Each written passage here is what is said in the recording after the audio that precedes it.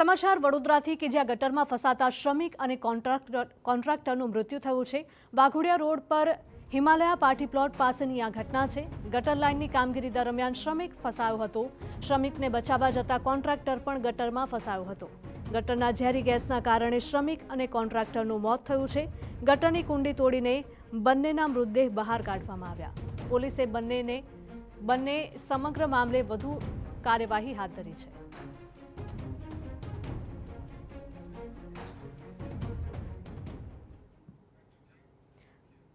સુરતની વાત કરીએ। બોર્ડની પરીક્ષાને લઈને સુરત પોલીસનો મોટો નિર્ણય। આજથી ડીજે વગાડવા ઉપર પ્રતિબંધ કરવામાં આવ્યો છે। સાંજે 10 વાગ્યા બાદ લાઉડસ્પીકર કે પછી ડીજે નહીં વગાડી શકાય। પાર્ટી પ્લોટ કે વાડીઓમાં ડીજે નહીં વગાડી શકાય। લાઉડસ્પીકર વગાડાશે તો ડીજે જપ્ત કરી કાયદેસરની કાર્યવાહી કરવામાં આવશે। ભારે વાહનો ઉપર પ્રતિબંધ અને હોર્ન વગાડવા ઉપર પણ પ્રતિબંધ મૂકવામાં આવ્યો છે।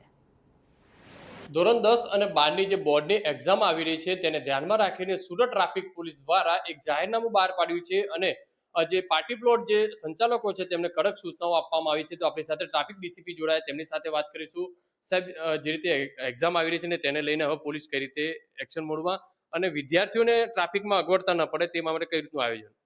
10મા 12માની પરીક્ષાને ફક્ત 15 દિવસ બાકી છે અને બધા જ વિદ્યાર્થીઓ એની તૈયારીમાં લાગી ગયા છે। સાથે સાથે માતા પિતા પણ ચિંતિત છે અને એ લોકોને પણ એમ બાળકો ઉત્કૃષ્ટ પ્રદર્શન કરે એવી એ લોકોની બધાની ભાવના છે।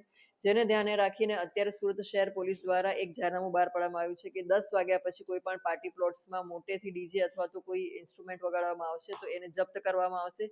તાત્કાલિક 112 અથવા તો લોકલ પોલીસ અને ટ્રાફિક પોલીસ ત્યાં પહોંચી અને ત્યાં કાર્યવાહી કરશે। કાયદેસરની કાર્યવાહી કરીને એનું ડીજે અથવા તો જે કંઈ ઓર્કેસ્ટ્રા છે જપ્ત કરવામાં આવશે। સાથે સાથે જ્યારે પરીક્ષા ચાલુ હશે અને બાળકોને પરીક્ષાના સમય વખતે એ લોકો સમયસર એની પરીક્ષા પર પહોંચી શકે એની માટે પણ ટ્રાફિક પોલીસે એક્શન પ્લાન બનાવેલો છે અને જ્યારથી બોર્ડની પરીક્ષા શરૂ થશે ત્યારે સ્કૂલની આસપાસ એના બધા જે રસ્તા છે ત્યાં ટ્રાફિક પોલીસ વધારે પ્રમાણમાં તૈનાત કરી અને બાળકો ફટાફટ એમની સમય પર સ્કૂલમાં અને બોર્ડમાં પરીક્ષામાં પહોંચી શકે એની માટે પણ અમે લોકો એક્શન પ્લાન બનાવેલો છે। જે રીતે ડીસીપી કહી રહ્યા છે, ખાસ કરીને જ્યારે બોર્ડની એક્ઝામ શરૂ થશે ત્યારે તમામ જે મહત્વના જે પોઈન્ટો છે ત્યાં ટ્રાફિક પોલીસ વધારવામાં આવશે, જેથી સરળતાથી વિદ્યાર્થીઓ પોતાના જે બોર્ડની એક્ઝામ જે સેન્ટરો છે ત્યાં સુધી પહોંચી શકે અને સરળતાથી પરીક્ષા આપી શકે। કેમેરામેન સંજય ચંડેલ સાથે બલદેવ સુથાર, TV9।